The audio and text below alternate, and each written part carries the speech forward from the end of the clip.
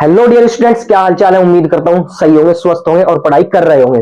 तो आज हम शुरू करेंगे class 10th maths NCERT chapter number 1, जिसका नाम है वास्तविक संख्या। आज हम वास्तविक संख्या सीखेंगे और इस चैप्टर को पूरा कंप्लीट कर लेंगे और इसमें वही क्वेश्चन डिस्कस करेंगे हम लोग जो ज्यादातर बोर्ड में आए हुए हैं या फिर आने के चांसेस हैं। जी हाँ दोस्तों, क्योंकि टाइम कम है और पढ़ना बहुत ज्यादा है, तो इसीलिए देरी ना करते फटाफट एक बार इस चैप्टर का ओवरव्यू करा देता हूं आपको और उसके बाद हम चलेंगे सीधा क्वेश्चंस की तरफ। ठीक है, चलिए शुरू करते हैं। तो हम सबसे पहले वास्तविक संख्या इसी के बारे में समझते हैं, क्या होता है वास्तविक संख्या।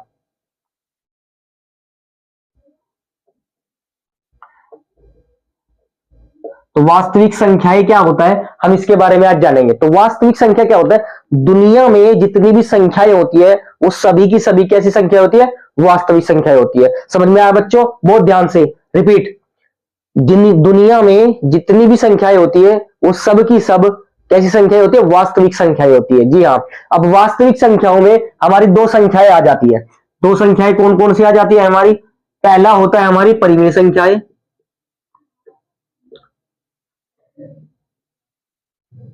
और दूसरा होता है हमारी अपरिमेय संख्या।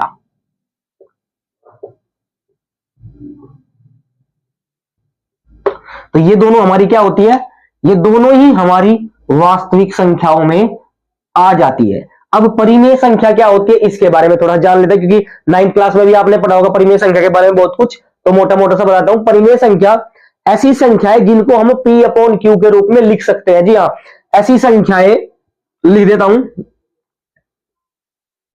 ऐसी संख्या जिन्हें हम P अपॉन Q के रूप में लिख सकते हैं।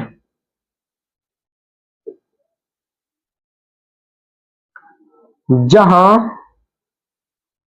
Q नॉट इक्वल्स टू 0 नहीं होना चाहिए आपका और P व Q आपके पूर्णांक होने चाहिए।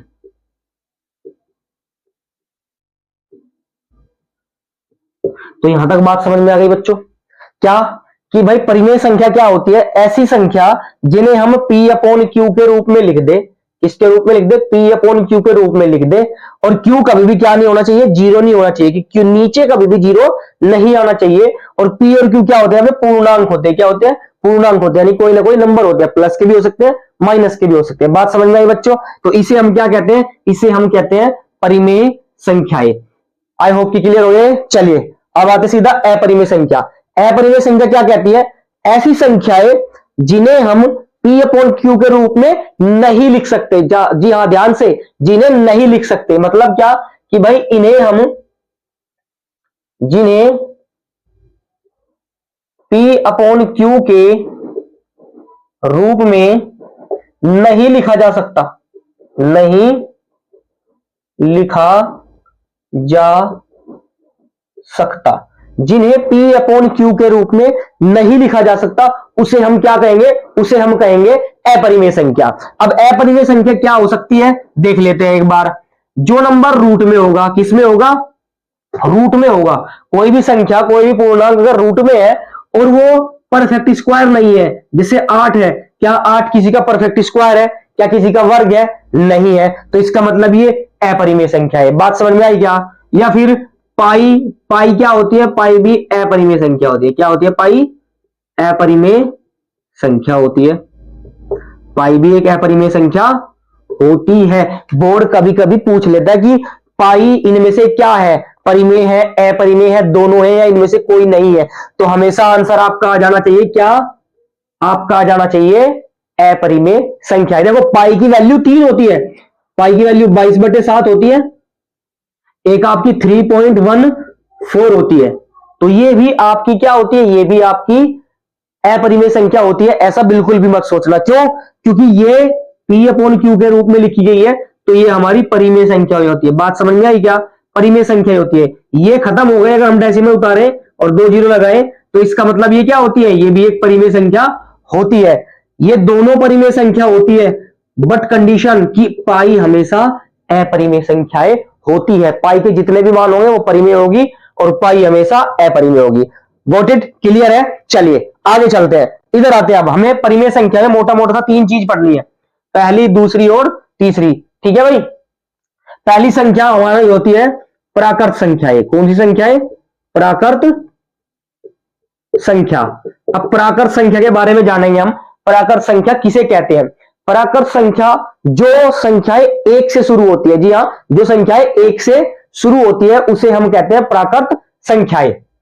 चलिए मैं लिख देता हूं, जैसे लाइक दिस, क्या लगेगा? 1, 2, 3, 4, डैश डैश डैश डैश, कहां तक? अनंत तक होती है, तो अनंत का साइन बना देता हूं, इनफाइनाइट। ठीक है, ये होती है हमारी प्राकृत संख्याएं। चलिए इसके बाद आता है आपका पूर्ण संख्याएं। कौन सी संख्या आती है आपकी? पूर्ण संख्याएं। अब भाई पूर्ण संख्याएं कौन सी होती है?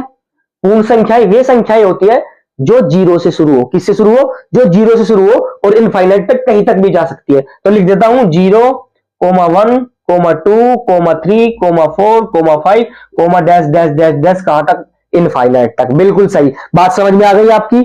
आगे चले। चलिए पूर्णांक लास्ट है हमारा, क्या? पूर्णांक। लास्ट हमारा क्या बचा है? पूर्णांक। अब भाई पूर्णांक क्या होता है? पूर्णांक में ये दोनों ही चीज आ जाती है, क्या? कि भाई प्राकृत संख्या भी होती है और पूर्ण संख्या भी होती है पूर्णांक में। तो क्या होता है कि 0, 1, 2, 3, 4 डैश डैश डैश, और ऋणात्मक कई सारे नंबर होते हैं। ऋणात्मक बोले तो माइनस के नंबर, -1, -2, -3, डैश डैश डैश, कहीं तक भी आप जा सकते हैं। तो इससे क्या पता चला कि भाई सबसे छोटी पूर्णांक, सॉरी, सबसे छोटी प्राकृत संख्या अगर पूछे तो क्या हो जाएगी? 1 हो जाएगी। और सबसे छोटी पूर्ण संख्या पूछे तो क्या हो जाएगी?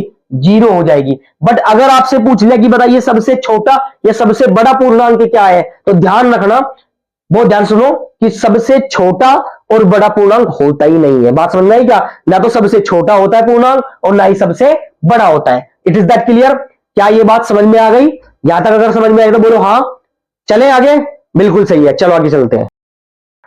तो बच्चों आपने देखा वास्तविक संख्याएं क्या होती है, और वास्तविक संख्याओं में कौन कौन सी संख्या होती है ये हमने रिकॉल कर चुके हैं। ठीक है, तो अब हम समझते हैं एक नया टॉपिक, क्या?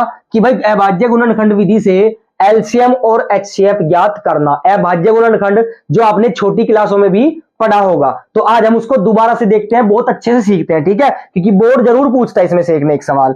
तो अभाज्य क्या होती है? ऐसी संख्याएं, अभाज्य संख्या क्या होती है? ऐसी संख्या जो सिर्फ अपने ही टेबल में आए, जो सिर्फ अपने ही पहाड़े में कटे। जैसे 3, 5, 7, 11, 13, 9 नहीं हो सकती। क्यों? क्योंकि 9 तो भाई 3 के टेबल में आ जाती है, जो सिर्फ अपने ही टेबल में आए। Got it? समझ में आई? चलिए अब क्या करते हैं हम, एलसीएम और एचसीएफ ज्ञात करते हैं, बस मोटा मोटा सा। ठीक है, एलसीएम और एचसीएफ ज्ञात करते हैं। तो उदाहरण के तौर से समझेंगे हम लोग। उदाहरण नंबर 1, तो उदाहरण हम लिख लेते हैं इसको, क्या? कि भाई 6, 12 तथा 18 का एलसीएम अभाज्य गुणनखंड विधि से, अभाज्य गुणनखंड विधि से निकालो या बताओ। ठीक है भाई, क्या आपको दिख रहा है? क्या आपको प्रॉपर दिख रहा है? ठीक है, चलिए दिख रहा है तो बहुत बढ़िया। तो अब हम क्या करते हैं, अभाज्य गुणनखंड विधि से इसको सोल्व करते हैं। तो हल लिखेंगे हम लोग लिखेंगे यहाँ पे हल, और उसके बाद हम क्या करेंगे, अलग अलग इनको क्या करेंगे, इसके फैक्टर करेंगे अभाज्य गुणनखंड। तो हम लिखते हैं दी हुई संख्याओं के अभाज्य गुणनखंड करने पर, दी हुई संख्याओं के अभाज्य गुणनखंड करने पर, तो अभाज्य गुणनखंड करते हैं तो 6 के अभाज्य गुणनखंड क्या मिलेंगे आपको? क्या मिलेंगे? मुझे पता है 2, 3 जा 6 होता है। यस और नो? 2, 3 जा 6, और दोनों की दोनों संख्याएं कैसी है? अभाज्य है। बात समझ में आई क्या? अब 12 के करते हैं। 12 के क्या हो जाएंगे? 2 मल्टीप्लाई 3, 2 2 जा 4, 4 3 जा 12। क्या ये बात समझ में आई? क्या ये बात समझ में आई? Yes yes sir. तो आगे चलते हैं, अब करते हैं सीधे 18 के।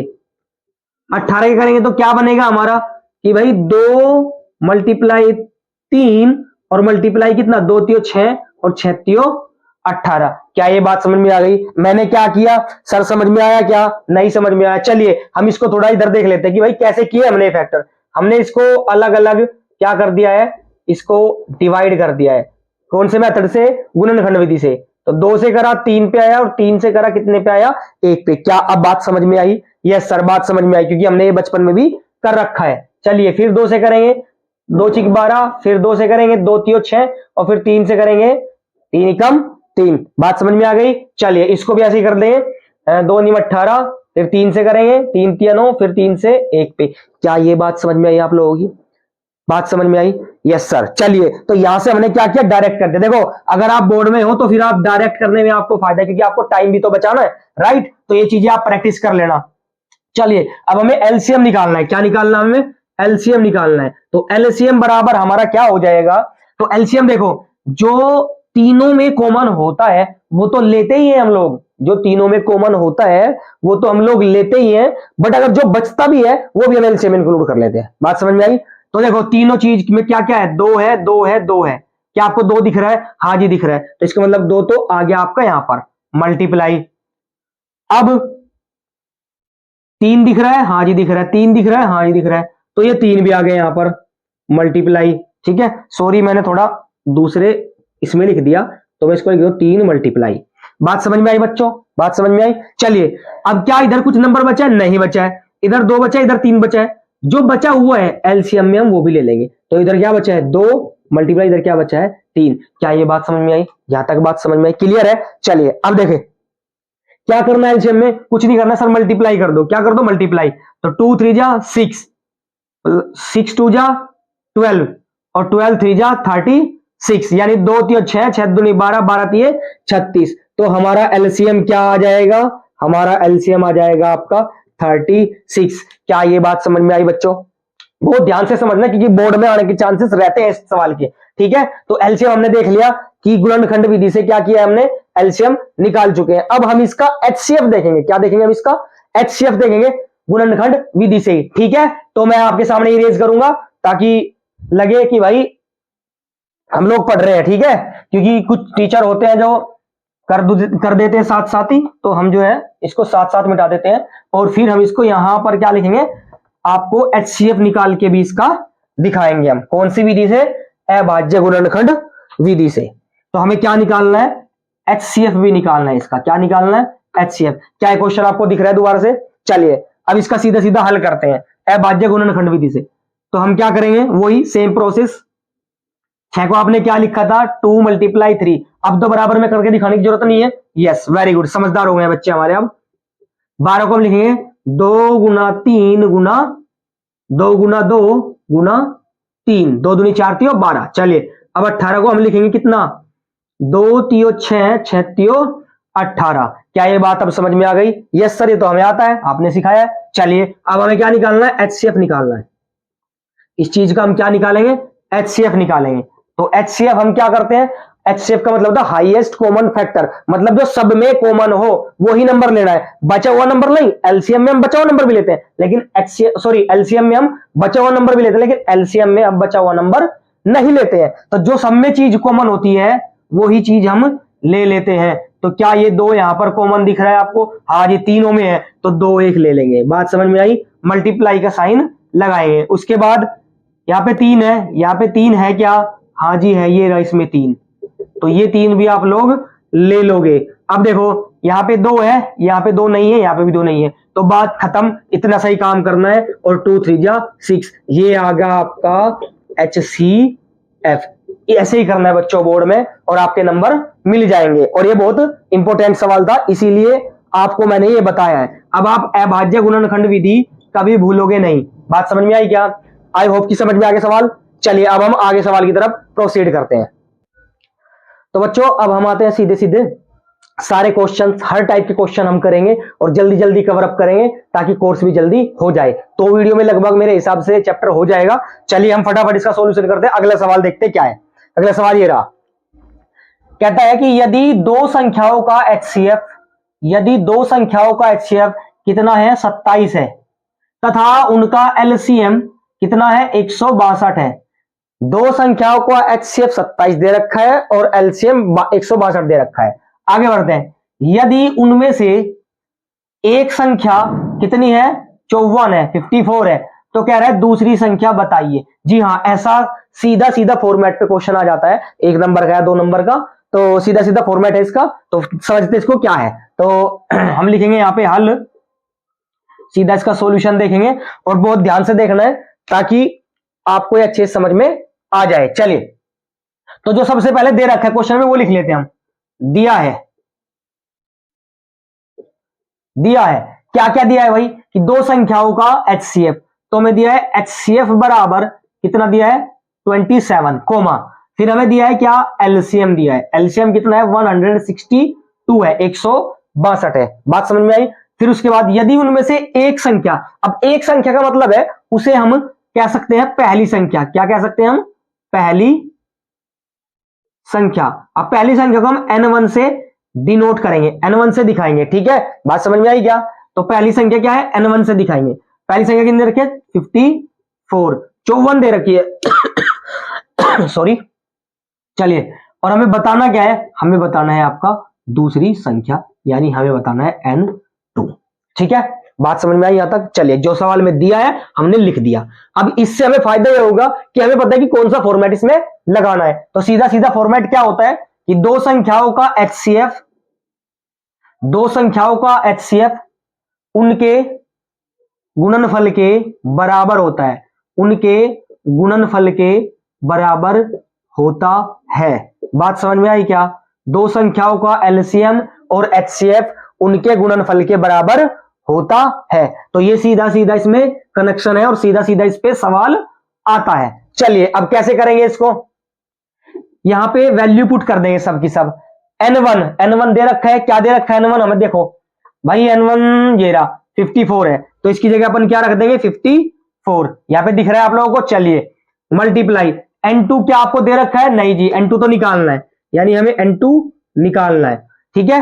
क्या आपको HCF दिया हुआ है, HCF दिया हुआ है, ये रहा 27, तो हम लिख देते हैं यहां पे कितना 27 मल्टीप्लाई LCM कितना दे रखा है 162, तो ये बात दे रखी है। क्या यहां तक समझ में आई बातें। चलिए, अब हमें N2 निकालना है, तो जो निकालना है उसको इधर ही रोक लो और जो 54 है इसको इधर भेज दो। क्यों, क्योंकि नंबर हमें इधर नहीं रखने, जो वैल्यू चाहिए वो रोको, बाकी सब उधर भेज दो नंबर। तो 54 कैसा कैसा साइन है बीच में, मल्टीप्लाई का साइन है, तो जब मल्टीप्लाई उधर जाएगी तो क्या बन जाएगी, क्या बन जाएगी, हाँ डिवाइड, बिल्कुल ठीक जवाब। क्या बन जाएगी, डिवाइड बन जाएगी आपकी। तो डिवाइड में ऐसे लिखेंगे 54। क्या यहां तक समझ में आई बात, क्या बात यहां तक समझ में आई। चलिए आगे देखिए, अब N2 निकालना है मेरे को, तो मैं यहां पे करता हूं सीधा सीधा 27 कम 27, 27 दूनी 54, काट दिया मैंने। टेबल आपको आने चाहिए कम से कम 30 तक, तो 27 दूनी 54, तो ऊपर क्या बचा 162 बन जा 162, और अपोन में क्या बचा आपका 2। यहां तक समझ में आई। चलिए, अब इसको अगर मैं काट दो तो कितने पे कटेगा, 2 8 16, 2 1 कम 2, तो आपका कितना आ जाएगा 81 आ जाएगा आपका। तो हम लिख देंगे भैया दूसरी संख्या क्या है हमारी, दूसरी संख्या N2 बराबर हमारा है 81। बात समझ में आई क्या, 81। तो ऐसे हम ऐसे क्वेश्चन को हम सोल्व कर सकते हैं, हल कर सकते हैं बड़ी आसानी से, ठीक है बच्चों। चलिए, अब ये सवाल देखा आपने, अब इस तरीके के हम एक दो सवाल और करेंगे ताकि आपकी प्रैक्टिस अच्छी हो जाए और आप कहीं भी ना फंसो, ठीक है। तो तरह तरह से घुमा सकते हैं सवाल। चलिए, हम नेक्स्ट क्वेश्चन की ओर चलते हैं। तो ऐसा ही क्वेश्चन हम दूसरा देखेंगे। हम क्वेश्चन नंबर 2, टाइप देखो इसका, ठीक है, थोड़ा चेंज घुमाया है सवाल को, बहुत ध्यान से देखना। क्या है सवाल कि भाई HCF 306,657 बराबर 9 दिया है, LCM 306 और 657 का ज्ञात कीजिए। तो इसका मतलब क्या है कि देखो 306 और 507 क्या है हमारे पास, ये दो संख्याएं हैं, बहुत ध्यान रखना, यानी कि N1 और N2 है, और HCF कितना है 9 है। तो हमें क्या ज्ञात करना है, LCM ज्ञात करना है। तो थोड़ा सा जरा सा घुमाया है सवाल को, चलिए, लेकिन हम तो थोड़े स्मार्ट हैं तो इसलिए हम इसको आसानी से कर सकते हैं। चलिए, तो हमें दिया है भैया, हम भी लिख लेते हैं, दिया है, क्या दिया है कि HCF दिया है, तो HCF बराबर कितना दिया है 9 दिया है, और इसमें LCM तो दिया नहीं है, तो LCM तो हमें निकालना है। तो जो निकालना है उसको लिख देता है कि LCM तो भैया हमें क्या करना है, निकालना है। अब क्या दिया N1 और N2, यानी कि हमें पहली संख्या भी तो दी है, पहली संख्या N1 बराबर कितना दिया है 306 और दूसरी संख्या N2 बराबर दिया है कितना 657। क्या ये बात समझ में आ गई? सवाल वही है, थोड़ा सा चेंज किया है बस लिखने का तरीका उसका। चलिए अब सीधा सीधा हमें पता है, क्या हम जानते हैं, लिख सकते हो ये बात, हम जानते हैं। क्या जानते हो भाई? ये जानते हैं कि N1 मल्टीप्लाई N2 बराबर HCF इंटू LCM होता है। क्या यहां तक ये बात समझ में आ गई? यस सर जी आपने अभी बताया था, बिल्कुल ठीक। चलिए अब क्या करेंगे? कुछ नहीं करेंगे, अब इसकी वैल्यू पुट करेंगे। N1 पता है, हाँ जी पता है, तो कितना है 306 मल्टीप्लाई N2 पता है, हाँ जी पता है, कितना है 557। चलिए बराबर, क्या HCF पता है? यस HCF पता है मुझे, तो कितना है 9 मल्टीप्लाई LCM हमें निकालना है, तो जो निकालना है उसको सेम टू सेम रखते हैं। बात समझ में आ गई क्या बच्चों? उसको हम सेम टू सेम रखते हैं। चलिए अब क्या है, एलसीएम निकालना है। क्या बताया था सर जी? कोई नंबर है तो नंबर कहां जाएगा? इधर आ जाएगा, बिल्कुल ठीक, इधर आ जाएगा। तो एलसीएम बराबर मैं इधर लिख देता हूं क्योंकि कोई दिक्कत नहीं है, इधर उधर कर लेते हैं इसमें। 306 गुना 657 और बट्टे में जाएगा, क्यों? क्योंकि यहाँ पे क्या है मल्टीप्लाई में, और मल्टीप्लाई उधर जाके डिवाइड में हो जाता है, तो यहाँ पे क्या हो जाएगा 9 हो जाएगा। क्या ये बात समझ में आई? क्या ये बात समझ में आई? चलिए अब क्या करें? अब कुछ नहीं करें, 9 से या तो इसको काट दो या तो इसको डिवाइड कर दो, तो जो भी कट सकते हैं उसको काट लेंगे हम लोग। तो काटते हैं, 9 से इसको काटेंगे, 9 3 27, कितने बचे 3, और ये हो गया 36, 9 चौके 36। बात समझ में आ गई? यहां तक समझ में आई बात? चलिए आगे चलते हैं। तो क्या बचा? 9 से तो कट गया ये, तो ये हो गया 34 गुना 657। अब 657 की गुना हम 34 में करेंगे तो हमारा क्या मिल जाएगा? हमारा मिल जाएगा एलसीएम। तो हम लिखेंगे एलसीएम बराबर, तो देखो 34 का पढ़ा मुझे तो आता नहीं है, तो मैं क्या करूंगा 657 और मल्टीप्लाई 34 करके आपको यहां पर दिखा सकता हूं।